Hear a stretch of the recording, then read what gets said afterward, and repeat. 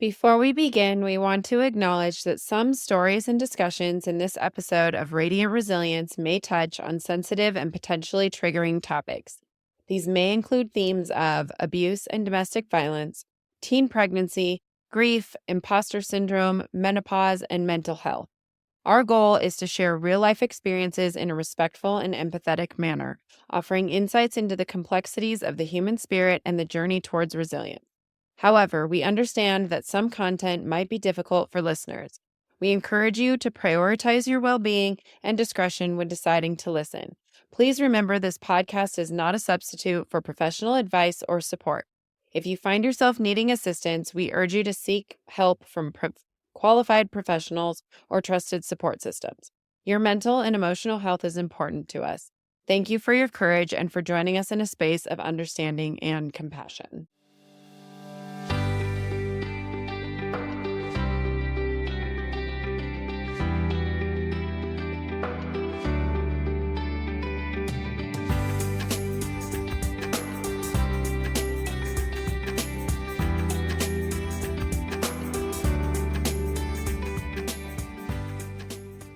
Welcome back, everybody, to Radiant Resilience. I am so excited for this conversation today. I have Terri Kellums.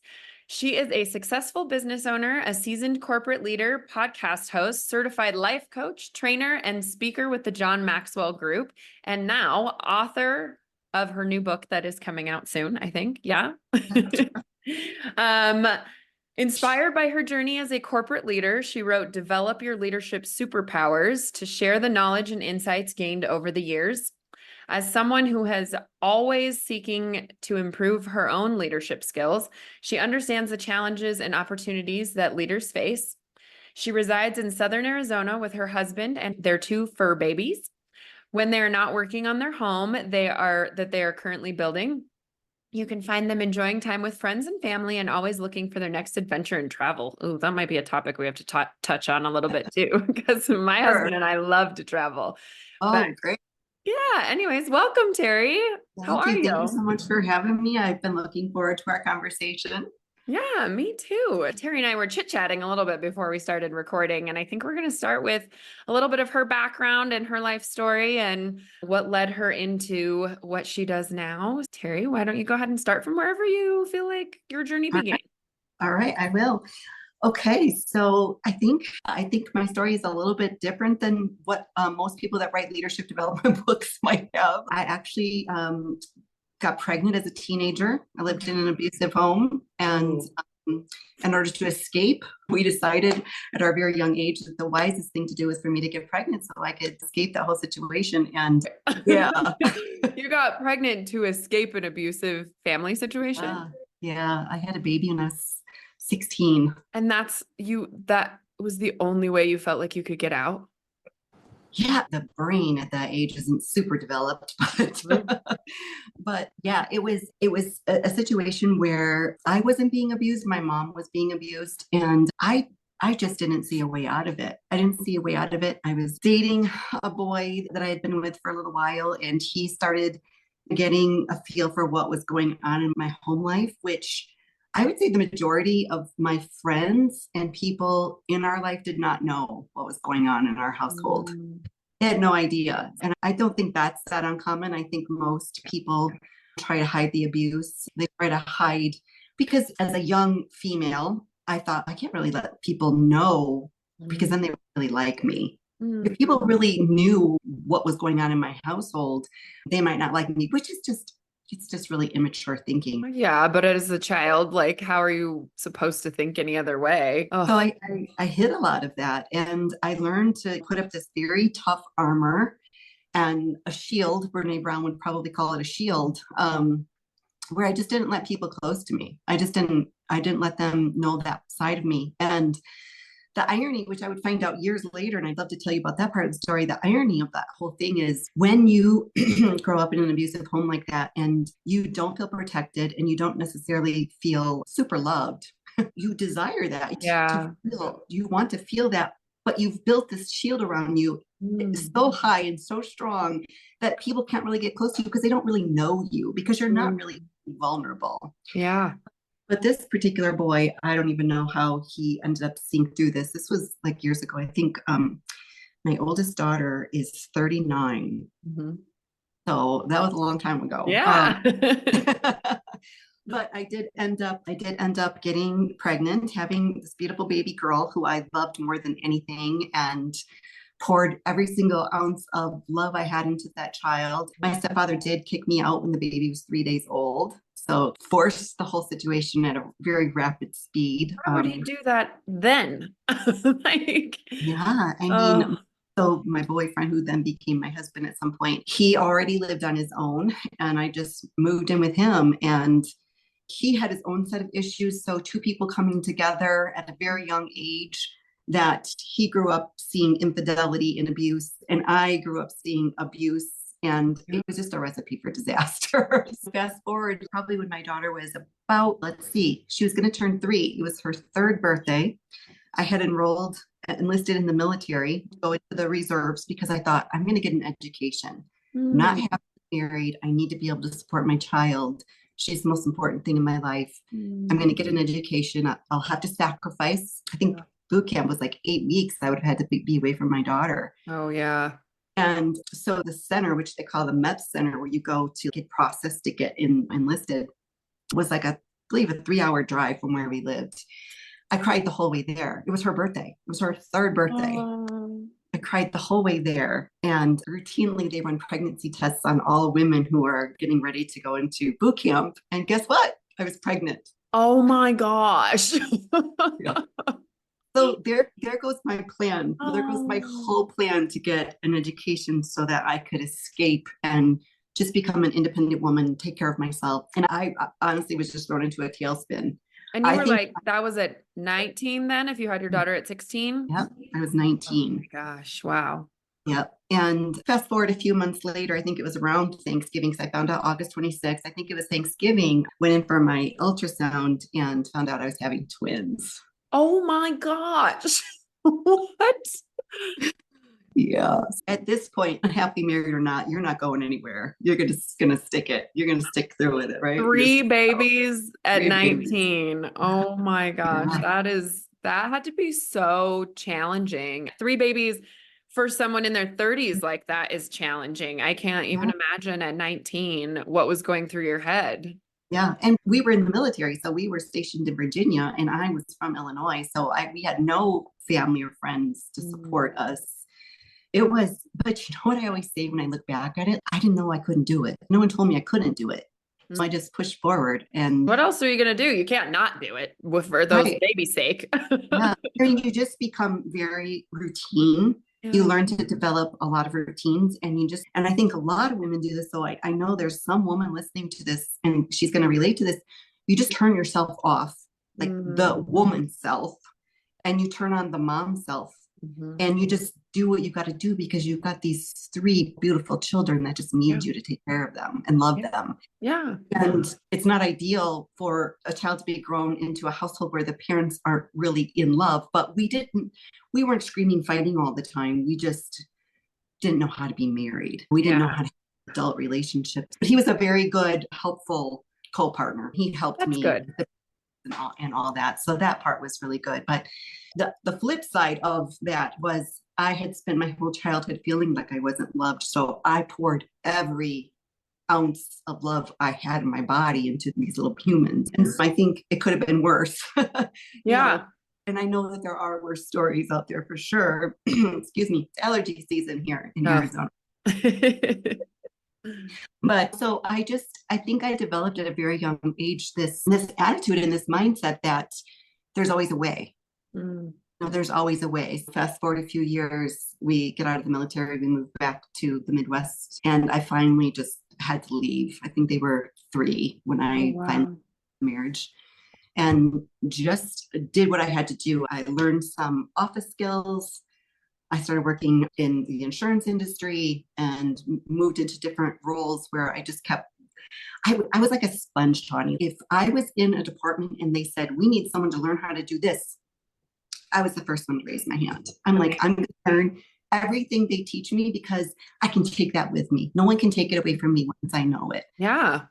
And so I would just do that and do that. And as crazy as it sounds, I remarried and had another child. I was 30 when my youngest was born. And I decided that we were going to move to Arizona. I was tired of the cold weather in the Midwest. I wanted sunshine and ended up working for this wonderful man, a leader, an amazing leader who I'm still friends with today. And that was, gosh, in 2006.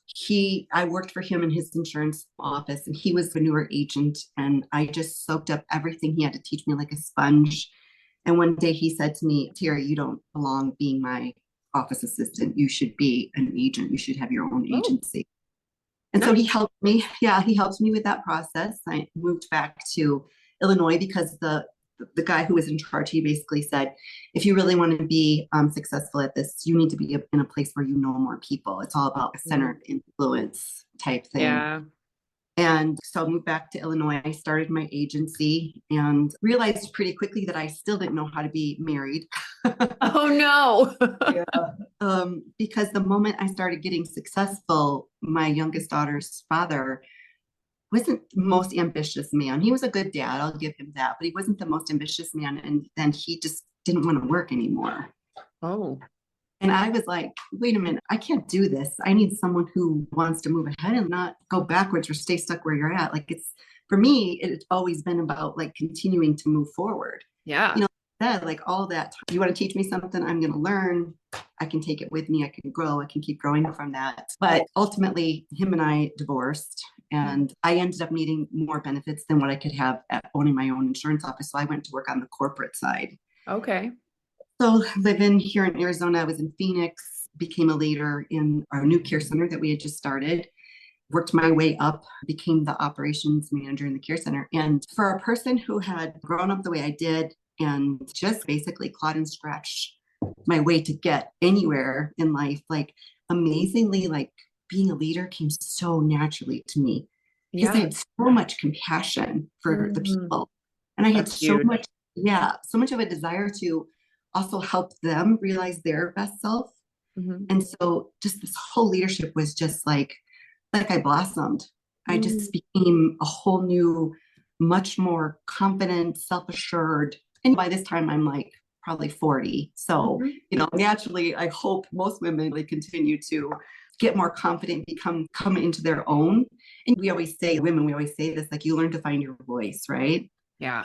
It's a lot easier to learn to find your voice these days as women. Sure. It's getting better, but yeah, I think I'm 36 currently. And so I think I've learned so much just in my 6 years of being in my 30s. Like, I feel like 30 to 40 is such a huge growth period, at least for me. I hope for a lot of women out there. And so I feel like by the time you get to 40, you've lived a lot of life at that point and had a lot of maybe hard lessons and hard things that have shaped you, which is difficult, but at the same time, that is a lot of what makes us who we are. Yeah, I think we grow a lot by 40 for sure. Most women. Absolutely. And I've asked this question, and I think it's a really interesting one for anyone to reflect on is, are we ever really able to develop compassion if we've never suffered any or ain't gone through anything to develop that resilience? I don't know if that's possible. If your whole life is just cushy, like, do you ever really develop that? I don't know, because I will say when I look back into my 20s, I also think you're young and immature at that point, but there were a lot of things I didn't understand at all. And with what other people were going through or older people than me that had gone through. And I think if you're aware of the fact that you've lived a cushy life and never struggled or anything like that, and then maybe you can have a little bit more compassion. But I know you've listened to a little bit of my podcast episodes, but I've struggled with infertility, and I know that people try really hard to be compassionate and understanding, but I just don't think they really know until they've gone through something similar and had those similar grief feelings and stuff like that. So yeah, I think you're totally right on that. Spot on. It's unfortunately, I wish we didn't have to go through the hard stuff, but I think we do. It makes us better people in the end. I'm sorry that you struggle with that, because I know when I struggled with it with my youngest daughter, you feel like your body's betraying you. Yeah.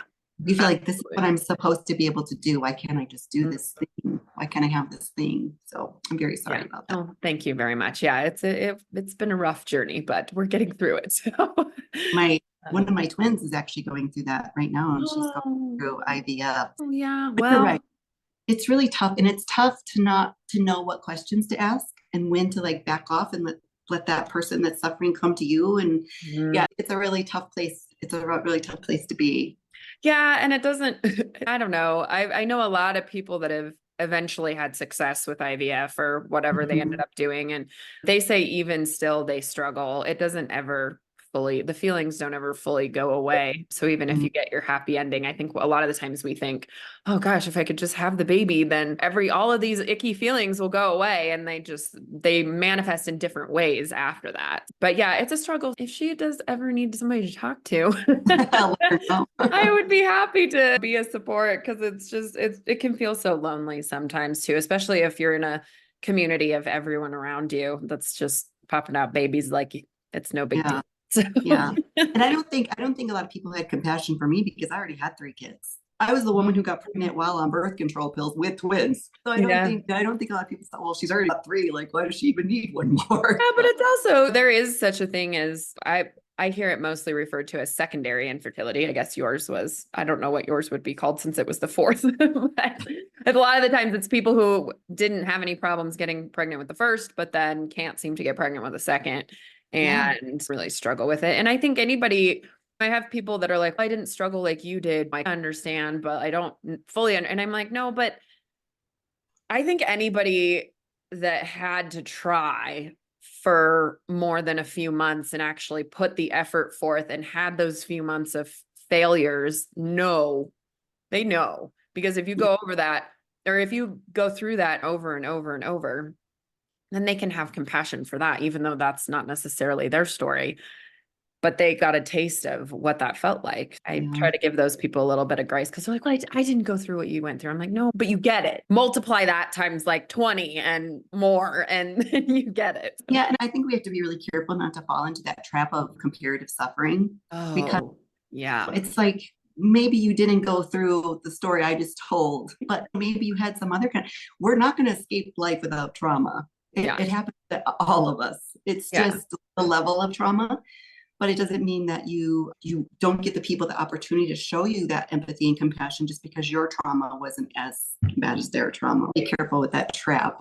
And I I think a know. lot of people fall into that trap. It's so hard not to comparison in general, right? Yeah, Like comparing for your sure. life to someone else's life in general, and especially with social media these days, it's so hard to not Oh, fall into the comparison trap of oh my God, this person's life looks so fabulous and rich and wild. I don't know, like so intriguing. And Cameron. then you don't know what's going on behind the scenes. And I think that's a lot of why I started this podcast, is because I think we do live in a world with social media where people pretend like they're living these perfect lives. And I don't think anybody actually is.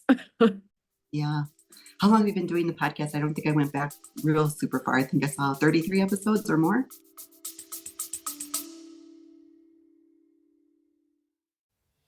Hi, friend, and welcome to this episode of Radiant Resilience. We are always looking for new guests on the podcast. I want to highlight you if you have a story of resilience that inspires others. Everyone has a story, and I believe that sharing yours can help others feel less alone. Are you ready to share your journey and inspire others? I want to hear from you. Every story has the power to impact lives and foster a supportive community. If you have a tale of overcoming adversity, personal growth, or a unique perspective on life's challenges, I would love to have you as a guest on the podcast. To become a guest, please email us directly at radiantresiliencepodcast@gmail.com or click the link in the show notes to become a guest. Join us in spreading hope, strength, and inspiration one story at a time. Be brave and share your story so others feel less alone. I hope to see you soon.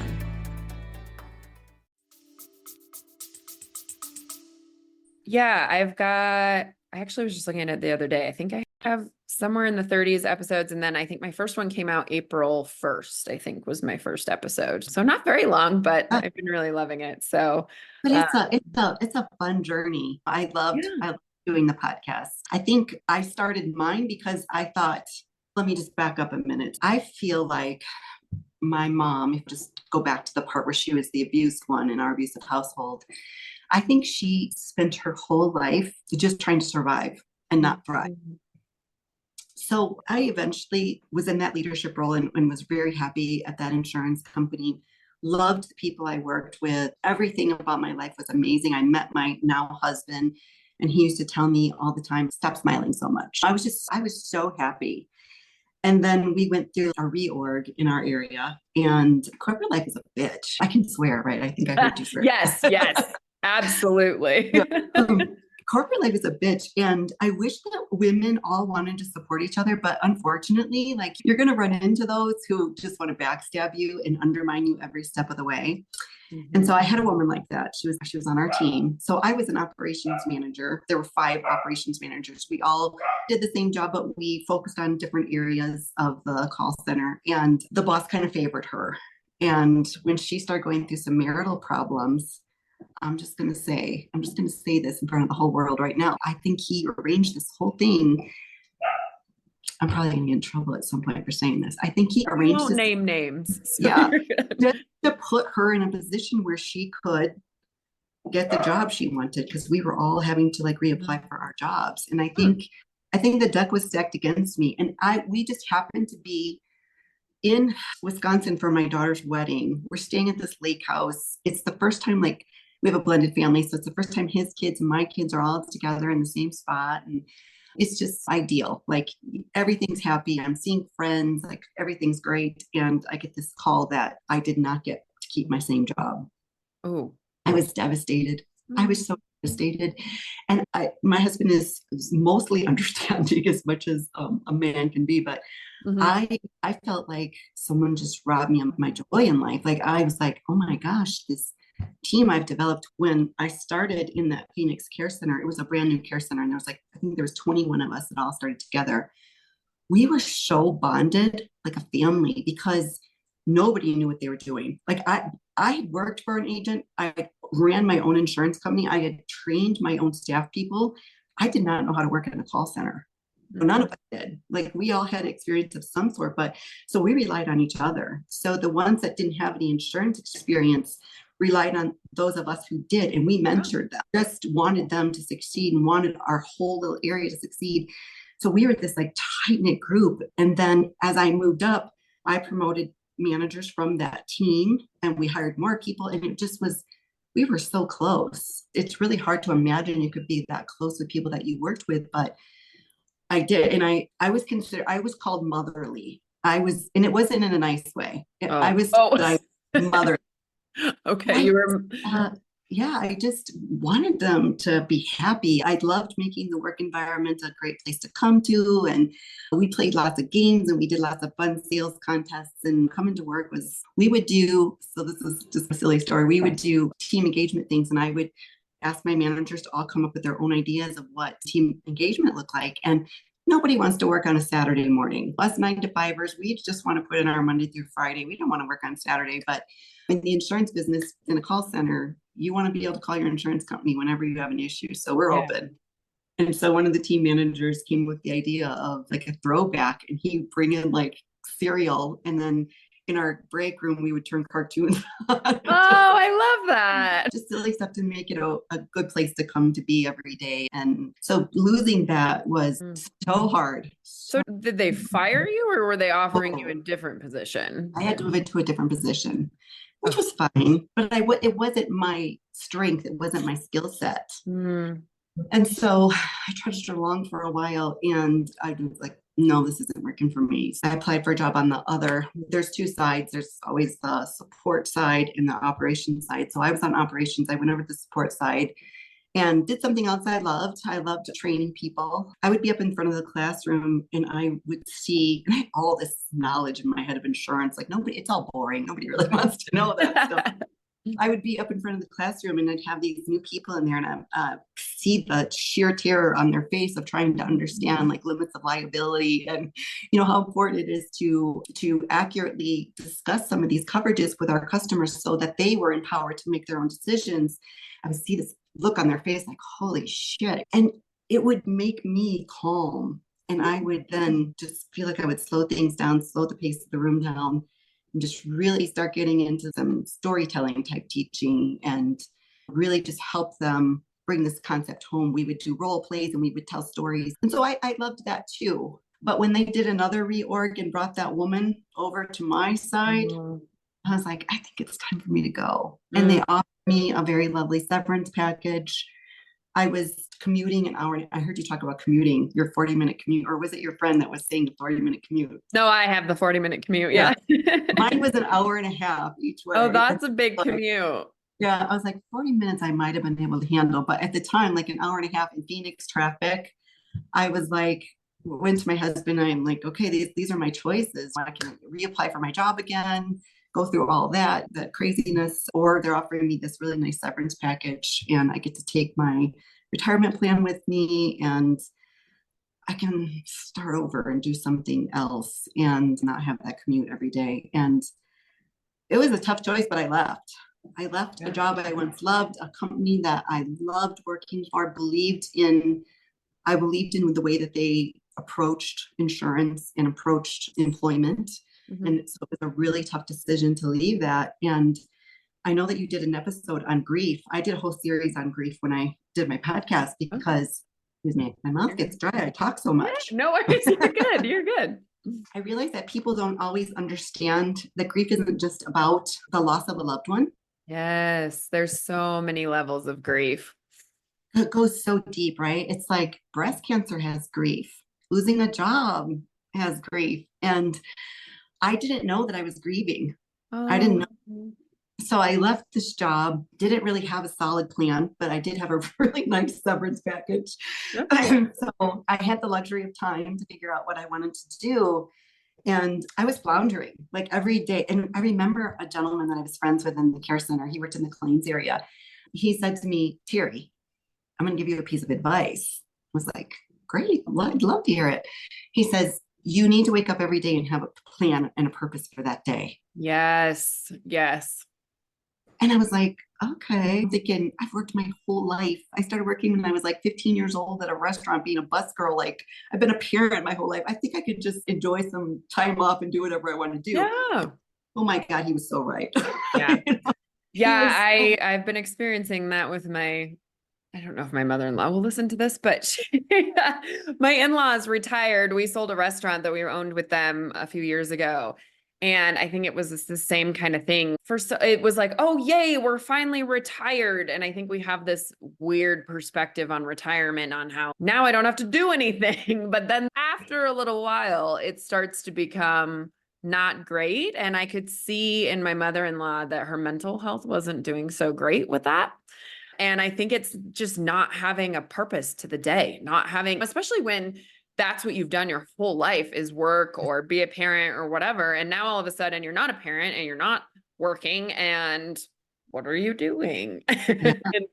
So and I think it's more so true if your role has been like someone who added value to someone's life, like maybe if you were like a nurse or a teacher, and you felt like every day when you went to work, you were making a difference in some way, even if it was a small way, that's even tougher because then when you wake up every day, you're like, I'm supposed to be helping people. Where are the people I'm supposed to be helping?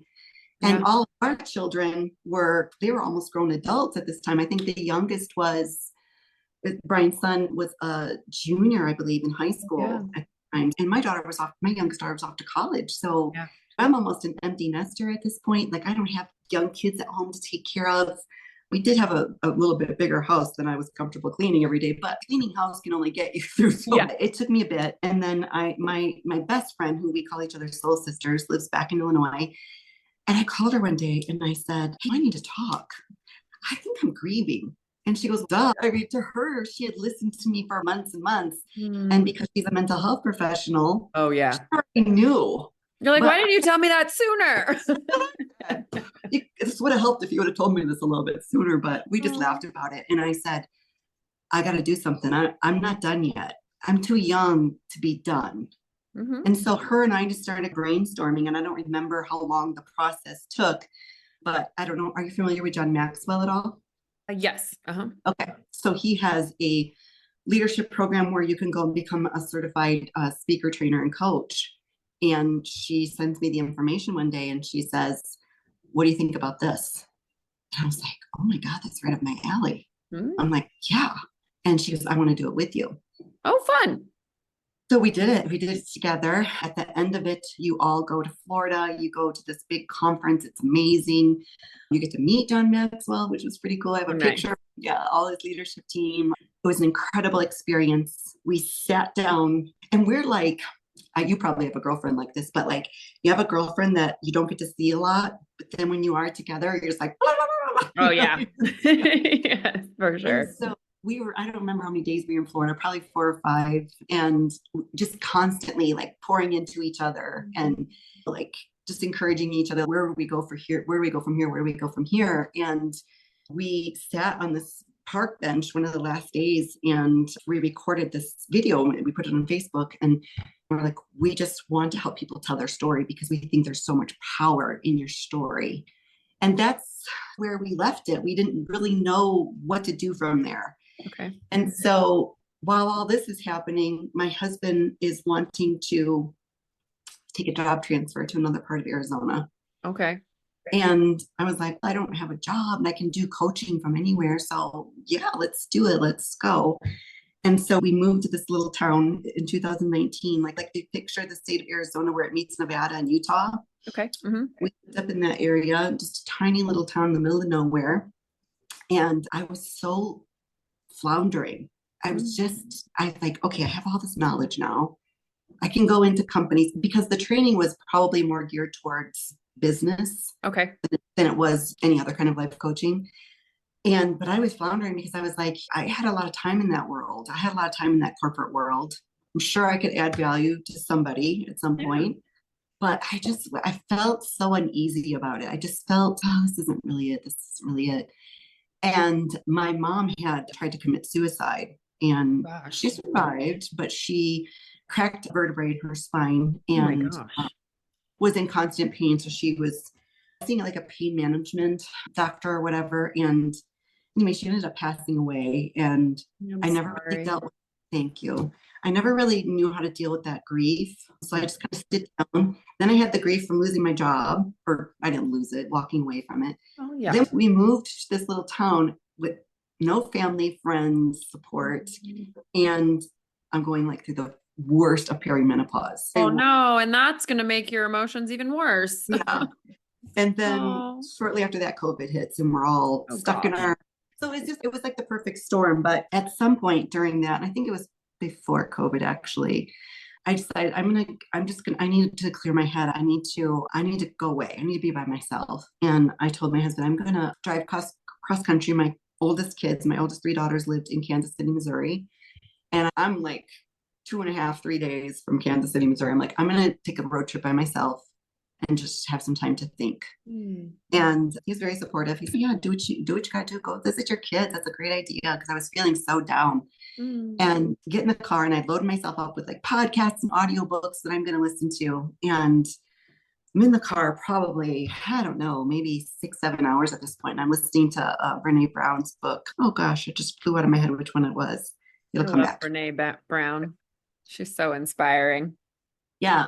But in her book, so back to what I was talking about earlier, where when you build up that shield and you have so much armor and you don't let people close to you. And so here I am suffering in the worst way, probably, and can't really talk to anybody about it because I don't want anybody to see me as weak. Oh, yeah.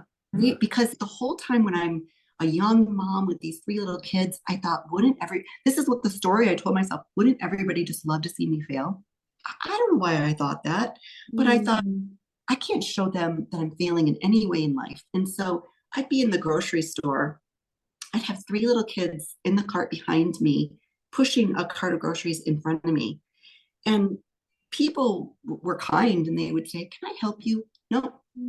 I don't need anybody's help. I can do this all by myself. And I don't think that I was unfriendly or unwilling to help people. I just didn't want them to help me. Yeah. I didn't want that as a weakness. I saw it as a weakness. So I'm listening to Brene Brown.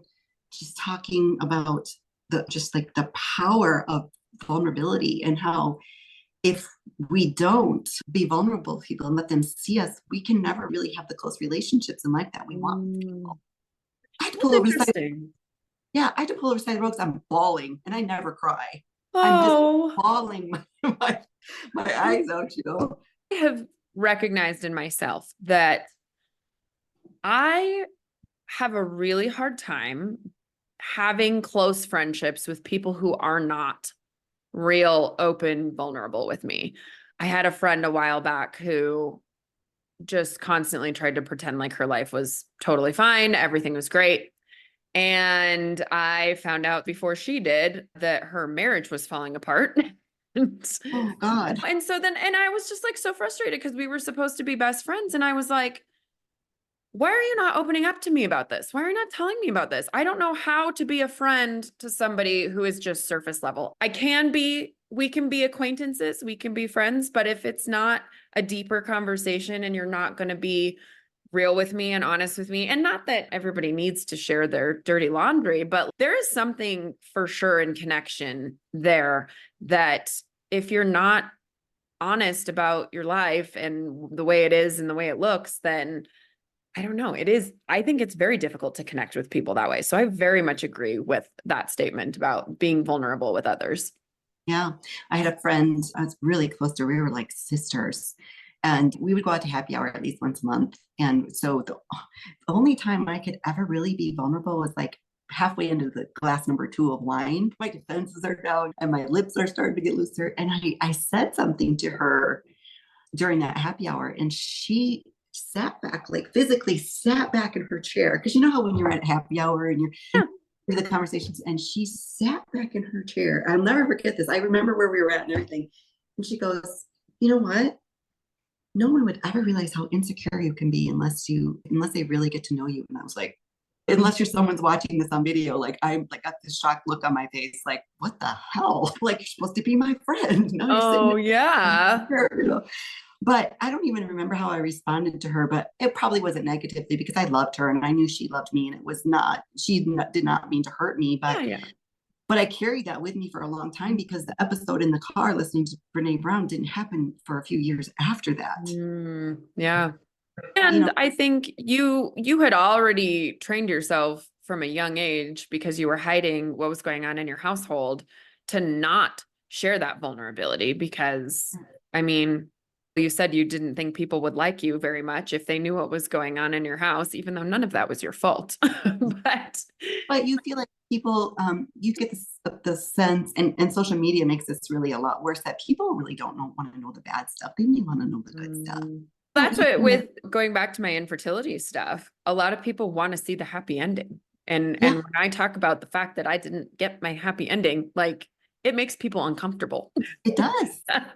I agree with you 100%. Yeah.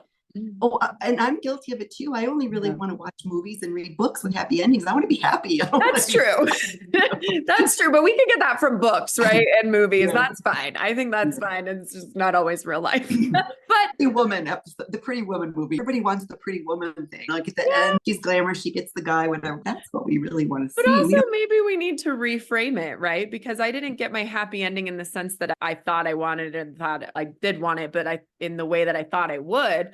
But I'm hoping there's a happy ending in a different way. One of my friends I've had on here who has also been through infertility. I don't know if you've listened to any of my Carrie Hoskins episodes, but she very much on social media touts the child-free, not by choice, but life. But she is perfectly happy and living her best life and doing all the things she wants to do. And so it was just a different way of looking at her happy ending. It wasn't Yeah. exactly the way she planned it to be, but it worked out in the end. So maybe we just need to reframe people's Yeah. happy endings in our brains. Love that. I love that. It's so true. But once it's not like you get, I hate to say knowledge is power because it's not true. It's not true. Mm-hmm. Only the application of knowledge is power. I know now that I need to be more vulnerable if I want to have these close relationships that I want to have, because I'm living in a new place and I'm feeling lonely and I want to make friends. So the application didn't come for quite a while after the knowledge. Okay, so you had that epiphany in the car, you pulled over, you cried, but yeah, it took a while to figure out how to apply it to your life. yeah. Went to visit my daughters, enjoyed my time with them, came back, still floundering. Mhm. And One of the things I realized about the vulnerability and the stuffing of grieving for my mom was, they always say you need to go back and reparent the child version of yourself that Yeah. you didn't.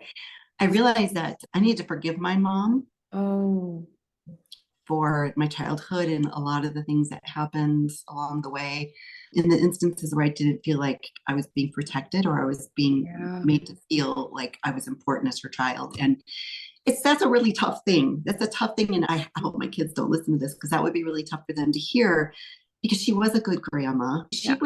She was the best she could be given the circumstances. Like I said, she was always trying to survive, not thrive. I remember watching her go through menopause and it was tough because she was so depressed. Like I said, she tried to commit suicide, but she also had some alcohol dependency issues. And it was really tough watching this woman struggle through this. And she had no sense of vulnerability. She could not share Mhm. any of that stuff with me and my sisters. And so there was always just this kind of, I love you. I appreciate you in my life, mom, but like there's just something missing here. There's just like a like Yeah.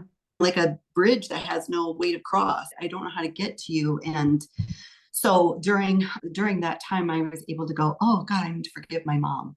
That's like probably one of the first steps in this healing is to forgive her. And then during working on that, I was like, oh my God, I want to work with women.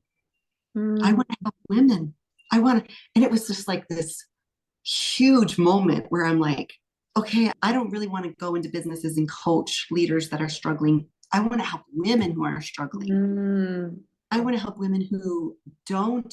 So this will happen. Like I said to you earlier in the conversation, like you just put on that mom persona and the Terri, the Tawny, the millions of women out there, we set ourselves on the side. And for a lot of women, they don't know how to pick it back up. Yeah.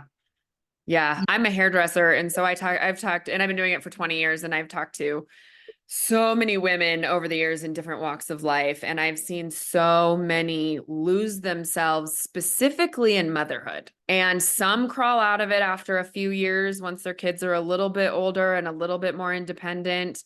Some never do. And then when they hit that 18 and they're moving out of the house, it's a lot more traumatic than it would be otherwise. And yeah, it's tough to watch sometimes. Mm-hmm. Yeah.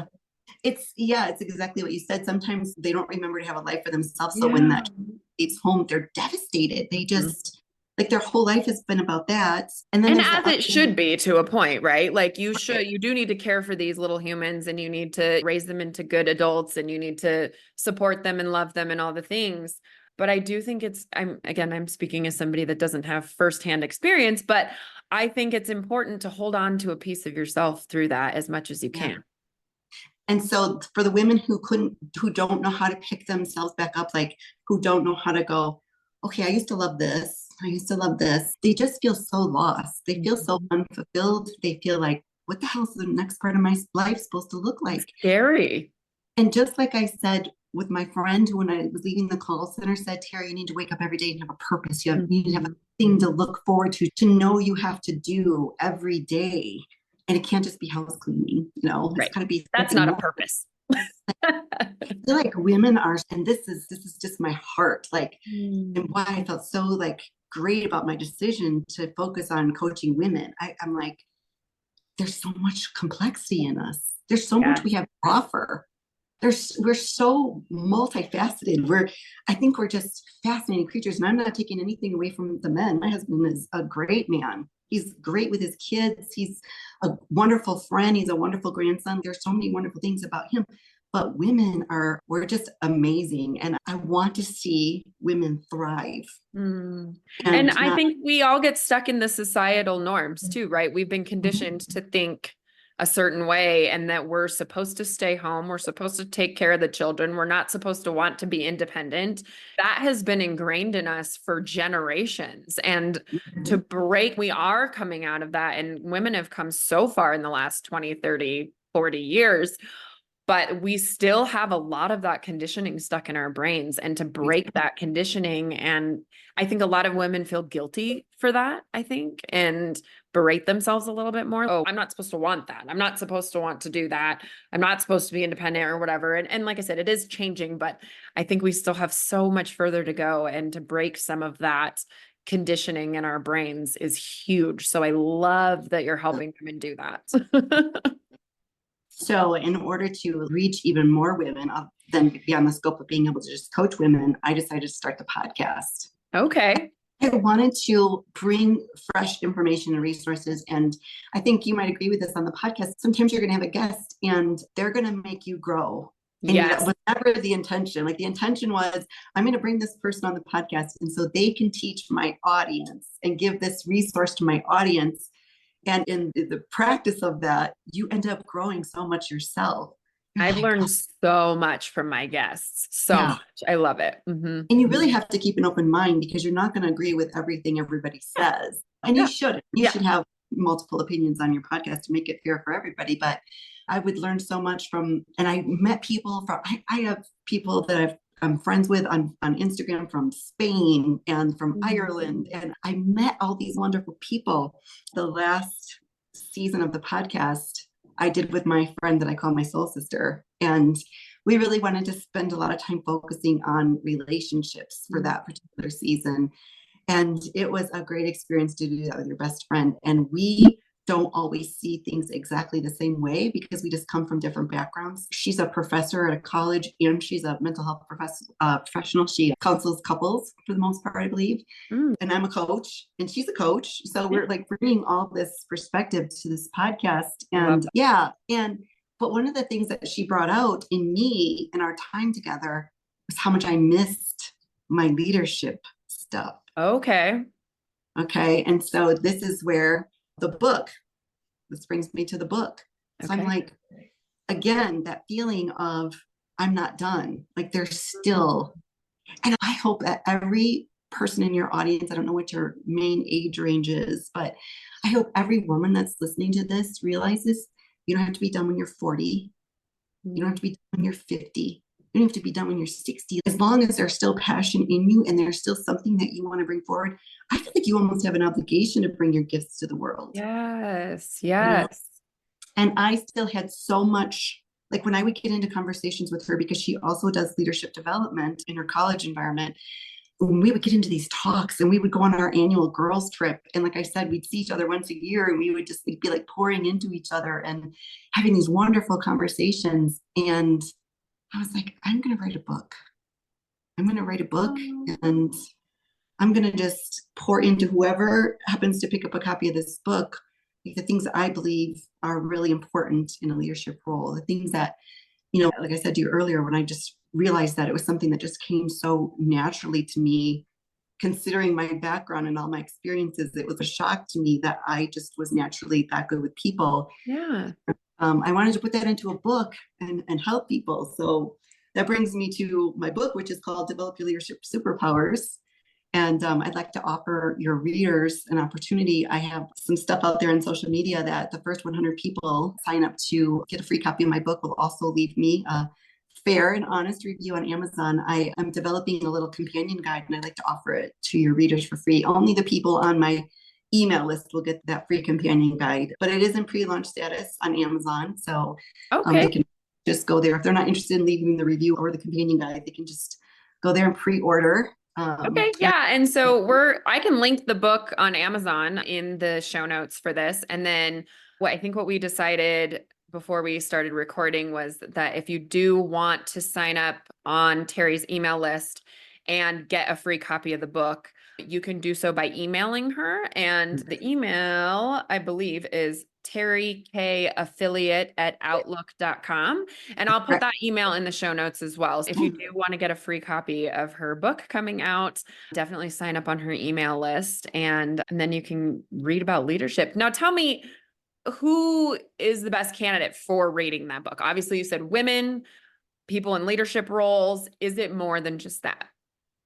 You know what it is, Tony? It's new. I like new emerging leaders to read a book like this, because before the corporate crap starts to fill in for you, like you'll have an opportunity to get this in your mind, because the three superpowers are a growth mindset versus a fixed mindset. I think that's so important. And that's the first section of the book.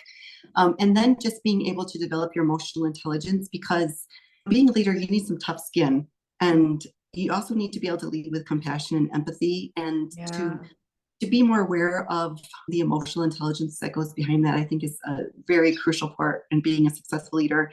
And then just knowing how to use your influence. So I'm sure everybody listening could probably think of a person that they've worked with or worked for that used their power in the wrong way. So the last chapter of the book was all about effective influence and how to use it properly in your leadership roles. The emerging leader should be very interested in it, but also maybe someone who's been in leadership for a while and is struggling with all the changes that are going on in the corporate environment now. We're changing.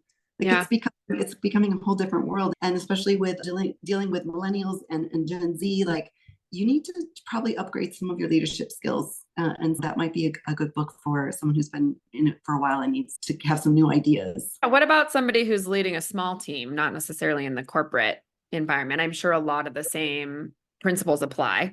Absolutely. And I even think that if you take these principles and apply them to your personal life, you're going to get some value there too.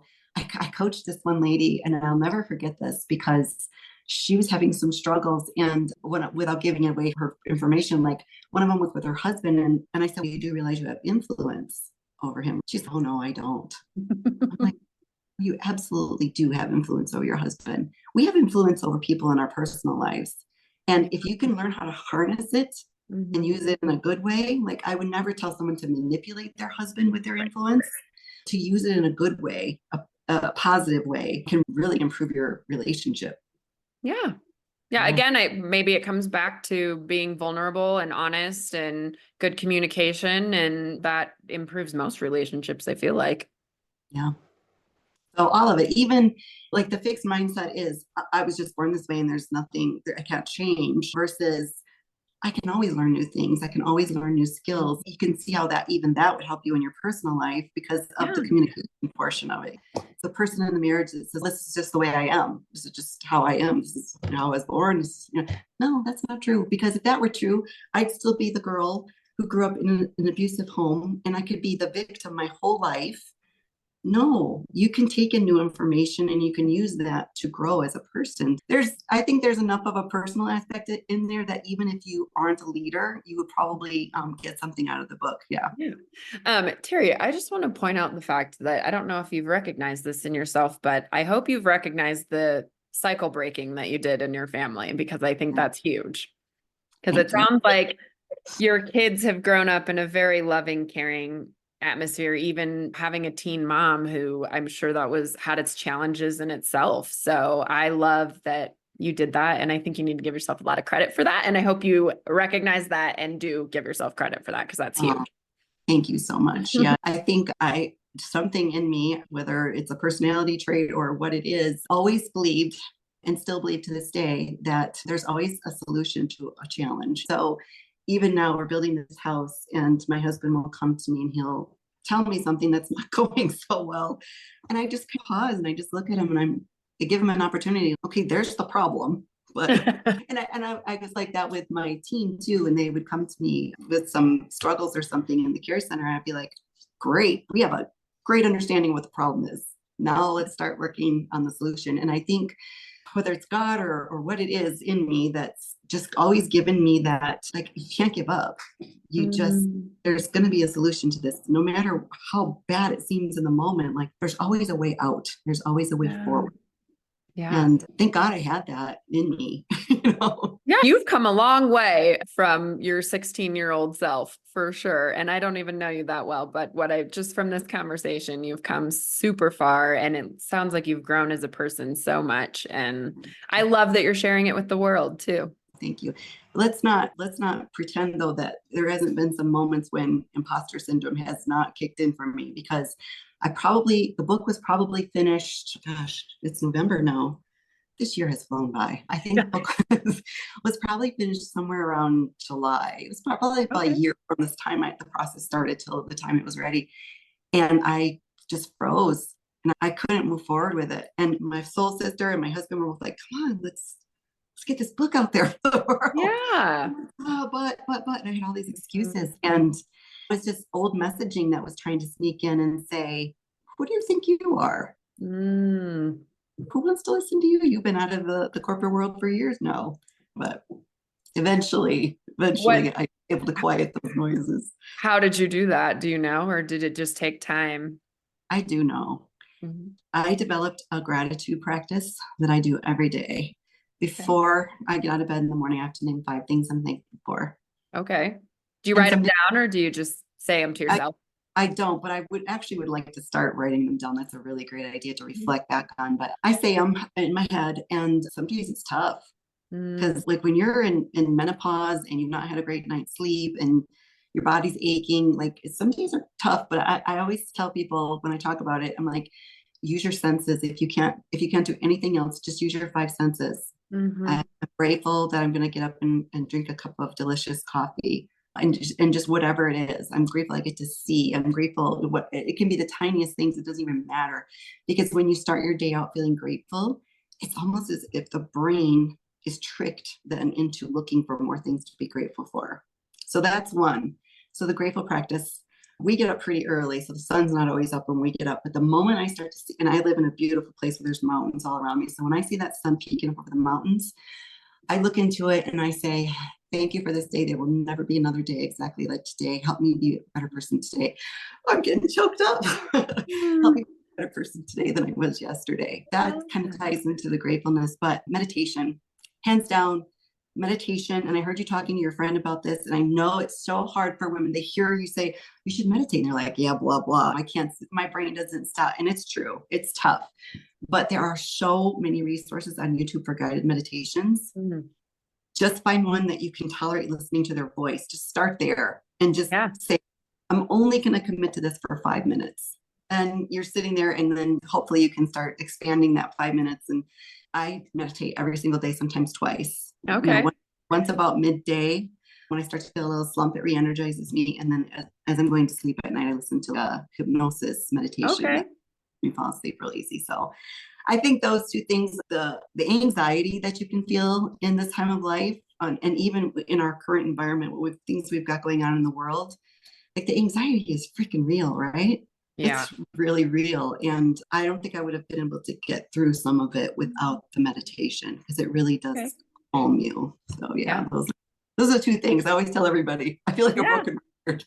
No, it's all important. And I've heard it from tons and tons of different people in different walks of life. Those seem to work a lot for a lot of people in different ways. So, however it works for you, whether it's journaling your gratitude or just getting up and speaking it in the morning, I think is fine too. And I've also learned about a lot of different ways to meditate or to have that meditative state. So, I think a lot of people think of just sitting down and shutting your brain off, which I think is very important. But I think I've heard that like, running can be a form of meditating for some people, and just however it is that you can shut your brain off for a little bit and take some deep breaths, I think is important too. So, Another thing, I don't know if you've ever heard of this, is tapping. You ever heard of tapping?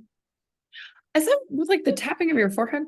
Yeah, there's certain points you Different. tap Okay. up, I was doing that for a while, and I really liked it. You know how it's just like anything, you get away from certain things after a while. I've gotten away Yeah. from it a little, but one of my friends mentioned it to me the other day, and I was like, oh yeah, I forgot about tapping. I think I've done it once or twice, but I didn't know enough about it to, I think Mhm, I did it, I had a friend who like guided me through it once. mhm. But it wasn't one that stuck necessarily, but You're right, though. There's so many good ways. I used to journal quite a bit. I've yeah. gotten away from that a little bit too, but I know I won't stay away from it forever because it is effective. I think we just go through different seasons in our Yeah. life. And as you said earlier, when you're in your 20s, you got something going on, then in your 30s, you got something else going on. I think when we really start to dial into ourselves and really get to know yourself, that's one of the things I learned from John Maxwell, was in order to grow yourself, you have to know yourself. So you really, like, the good, the bad, the ugly. Like, there are some things about myself that probably aren't so pretty, that were hard to acknowledge, but they're true and they're there. But when you really get to know yourself and understand that you move through different things, and in different portions of your life, you need different things. Once you get there, like you'll know what you need. You just have to listen to yourself. Yeah. And it's so interesting. I've learned to listen to myself and my body a lot more later in life. I think it comes with some maturity and experiences and stuff. But when you start to pay attention to things, and I recently told my husband, we were talking about just how everybody's trying to better themselves. And he's like, you can't just read a book and fix yourself. Like you got to do more than that. And which is true. But we were talking about it and I said, I use the analogy of it's like a broken car, right? Like until you know what's broken on it, you don't know how to fix it. You're not going to be able to fix it until you figure out what's wrong with it. Exactly. I feel like it's the same with us. Like until you know why you're doing certain things or why you are the way you are and dive deep into some of that stuff, then it's hard to fix it. At least for me, it's hard to fix it without knowing the why. So. Yeah. So what is your husband into personal development too? Not really, but he's also led a pretty cushy life. I'm not going to lie. So funny. It's so funny because if anybody that knew my husband was listening to this, they would not believe this. When I met my husband, I told him I'm a nerd. Like I love books. Like I want to surround myself with books. I'll never stop wanting to learn new things. And he's this macho. I work out in the field. I'm a worker, blue collar worker. The influence thing that wives have over their husband over the years, like he's picked up on different things and had different trainings at work. And we watch certain television shows and he's coming around. Yeah, I guess I wouldn't say he's not about personal development because he's always trying to be a better person for sure. But there's not a lot in him that seems to require fixing. He had a pretty normal childhood. He's still real close with his parents and he's gone through the infertility stuff with me. And that's been tough in its own regard, but he can look at it so differently. I think it's not that he's not for personal development. I think it comes easy to him. Oh, okay. That makes sense. Yeah. Where to a lot of the rest of us, it's not as easy. So. Yeah. I love it that we're so different, men and women. I think a lot of times society wants us to be against each other. Yeah. I think there's a lot we can appreciate about each other if and men have had a hard time for years too, in the regard that they're not supposed to express their feelings, right? They've been told they have to suppress their real feelings and they have to be the man of the house and they have to be macho and and they are now trying to learn how to express their feelings in life. And not only just express their own, but try to understand ours. Yes. Which is somewhat impossible because sometimes we don't understand our own. I know. I tell my husband all the time, I'm like, men do not know how good they have it not having to deal with our female hormones. That's so true. We have zero control over it. I know you don't understand that, but I have no control over this right now. No, that's so true. So true. Oh, man. All right, Terri. Well, I'm going to start to close us out here. This has been an amazing conversation. I really enjoyed chatting with you. Do you have any parting words for any of the listeners out there or last and final thoughts that you want to share with everyone listening? I do. I would say to a woman, no matter what part of your life you're in, whether you're still in the midst of that parenting and you're losing yourself or you're empty nest now and you're trying to find yourself, don't give up. A lot of people think, oh my gosh, my purpose has to be grand like Mahatma Gandhi or Mother Teresa. It doesn't have to be that big. It can be something. There was a story on one of my podcasts where I told about this woman who had gone to college, was expected of her from her family to go to college. During college, she worked at a coffee shop and she really loved that environment, loved getting to know the customers, loved training new staff people. She just loved every aspect of the environment, learning people's names, remembering their orders, like the whole thing. She just got such a charge out of it. She graduates from college. She leaves the coffee shop. She goes and gets her big girl job, quote unquote, and she was miserable. And she ended up going back to work for this coffee chain. I don't know which one it was, this coffee chain. She moved her way up the ladder. But her main job was still to train. Like she loved that aspect of being in that environment. She was happy. I think we shouldn't discount things, even how small they are, that they can still bring us fulfillment in life. Yeah, absolutely. That's a great perspective to share with everyone, that it doesn't have to be a huge purpose in life. It doesn't.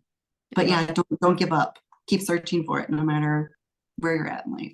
Don't give up. I love that. Thank you so much for this conversation. Thank you for being vulnerable and sharing your journey. And again, I'll link the book and any way that you want to connect with listeners, and maybe somebody is listening that wants to work with you as a coach. So we'll put all that information in the show notes if anyone's interested. But yeah, I enjoyed this so much. I hope you keep doing it. You're great and you make people feel comfortable. So keep doing it. Keep going, girl. Thank you. I will. If I keep having conversations like this, I definitely will. Thank you so much, everyone, for listening, and we'll see you on the next episode. Thank you so much for tuning into today's episode.